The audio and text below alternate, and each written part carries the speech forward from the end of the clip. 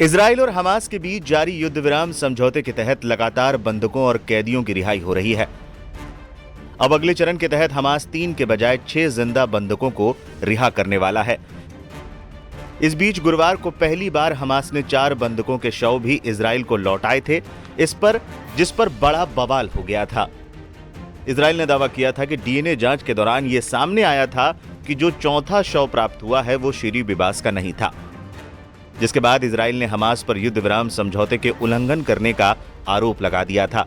यहां तक कि इजराइल के प्रधानमंत्री ने हमास को खुली धमकी तक दे दी थी। इस पर हमास की भी प्रतिक्रिया सामने आई थी। हमास ने माना था कि ऐसा लगता है कि शीरी बिबास के शव के अवशेष इजरायली बमबारी के बाद मलबे में मारे गए अन्य शवों के अवशेषों के साथ मिल गए हैं। इस बीच हमास ने शुक्रवार को रेड क्रॉस को एक और महिला का शव सौंपा है। हमास अधिकारियों का मानना है कि ये इजरायली महिला शीरी बिबास का शव है। इजरायली अधिकारियों के दावे के बाद हमास ने यह शव रेड क्रॉस को सौंपा था। रेड क्रॉस ने इस बात की पुष्टि करते हुए शुक्रवार को बताया कि उनकी टीम को हमास की ओर से एक मानव अवशेष मिला है, जिन्हें इजरायली अधिकारियों को सौंप दिया गया है। हमास के अधिकारियों ने इस मामले पर कहा है कि लौटाया गया शव शीरी बिबास का ही है। एक दूसरे हमास अधिकारी ने कहा है कि उनका विश्वास है कि इस बार सही शव सौंपा गया है। हालांकि अभी तक इजराइल की ओर से यह पुष्टि नहीं की गई है कि शव शीरी का है या नहीं।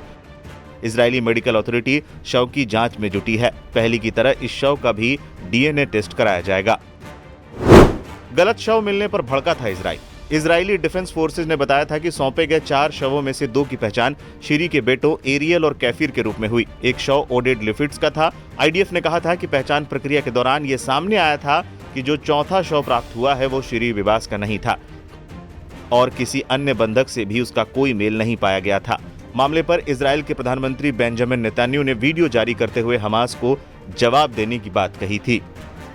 מדינת ישראל מרכינה ראש על 2 ילדים קטנים, תינוקות רכים, אחים, אריאל וכפיר ביבס זיכרונם לברכה, ועל עודד ליפשיץ זיכרונו לברכה, ממייסדי קיבוץ ניר עוז. 3 נרצחו באכזריות איומה בשבי החמאס בשבועות הראשונים של המלחמה. האכזריות של מפלצות החמאס אינה יודעת שום גבול. לא רק שהם חטפו את האב ירדן ביבס, את האם הצעירה שירי ואת 2 התינוקות הקטנים שלהם. באופן ציני בל יתואר, הם לא החזירו את שירי לצד ילדיה המלכים הקטנים, והם שמו בארון גופת אישה עזתית. אנחנו נפעל בנחישות. दूसरे चरण की बातचीत कब होगी शुरू? इजराइल और हमास के बीच जारी युद्ध विराम समझौते के तहत लगातार बंधकों और कैदियों की रिहाई हो रही है। इस बीच युद्ध विराम समझौते के दूसरे चरण की बातचीत जल्द शुरू होने वाली है। वैसे तो दूसरे चरण की बातचीत अब तक शुरू हो जानी चाहिए थी, लेकिन कई कारणों से ऐसा नहीं हो सका है। लेकिन आई खबरों के मुताबिक जल्द बातचीत का दौर शुरू होने वाला है। उम्मीद जताई जा रही है कि 25 फरवरी से दूसरे चरण की बातचीत शुरू हो जाएगी।